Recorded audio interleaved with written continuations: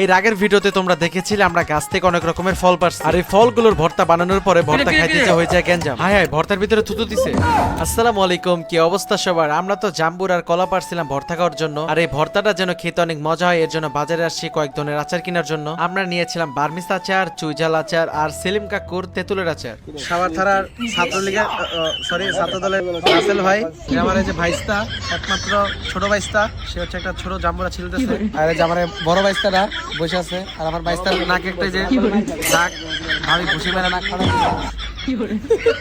এই যে আমাদের জাম্বুরা, কলা, কামরাঙ্গা কাটাকাটি প্রায় শেষের দিকে। এখন পানিতে সবগুলো আচার এক এক করে মিক্স করে নিতেছি। সবার ফার্স্টে আমরা জাম্বুরা ভর্তাটা বানাই। জাম্বুরা ভর্তাটা অল্প হয়েছিল বাট খেতে অনেক মজার ছিল। এরপরে কলা ভর্তা বানানো হয়, আর কলা ভর্তাটা অনেক বেশি মজার হয়। এরপরে কলা ভর্তা নিয়ে শুরু হয়ে যায় গ্যাঞ্জাম, আর আমাদের এক বোন অনেকগুলো কলা ভর্তা নিয়ে কলা ভর্তার ভিতরে থুতু দিয়ে দেয়। দিলেন কে?